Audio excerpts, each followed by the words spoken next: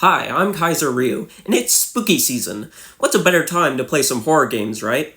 Now, the Xbox Series consoles has a crap ton of great horror games, but I'll only list off 5 here. If you're wondering why a specific game isn't here, it will likely be on my list of the 10 best horror games to play on the ROG Xbox Ally, so look out for that in a few weeks. Let's dive in, and make sure to like and subscribe for more lists like these. First off is Alan Wake 2.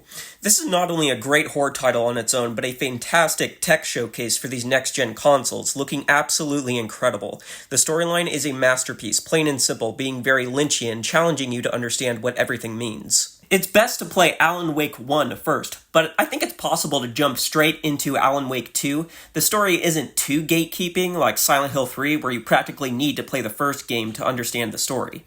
The sound design in this game is really good, better than Silent Hill F, to be honest, although I will admit that in terms of raw survival horror, it's a bit lacking.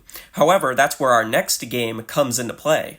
Some people say that the 2002 Resident Evil remake is the best survival horror game of all time, and I wouldn't disagree with them. Sure, other titles are scarier, but in terms of raw survival horror gameplay, this remake is king. The level design is probably the best in the genre, making way for incredible depth with the numerous mechanics like the Crimson Heads and enemies going through doors, a mechanic taken from Dino Crisis, by the way. It's a masterpiece that every gamer must play at least once in their lifetime.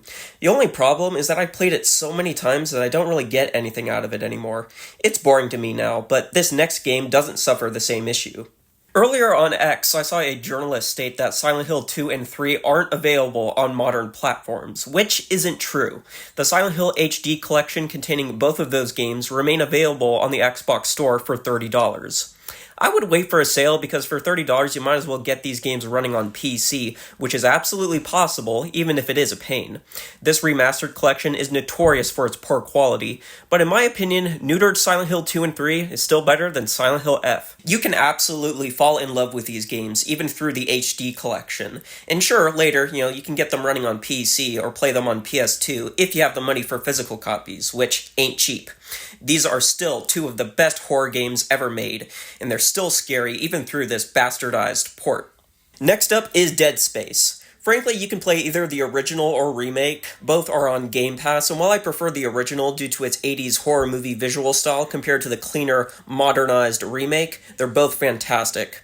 I think Dead Space is a top 10, if not top 5 horror game ever made, being a 12-chapter fright fest with scares and monsters around every corner and a spooky visual design and atmosphere that can't be beat. It's another must-play title that everyone needs to play. The last one is the original Outlast, which I would call a modern horror classic. I think the best way to describe the style of this game is panic horror, adrenaline-pumping, heart-racing gameplay that still hasn't been topped, with some of the best chase sequences in gaming history. It's unfortunate the story kind of falls apart near the end, along with its sequels paling in comparison to the original. However, Outlast 1, along with its stellar DLC, will still raise your heart rate through the roof, unlike any other game out there.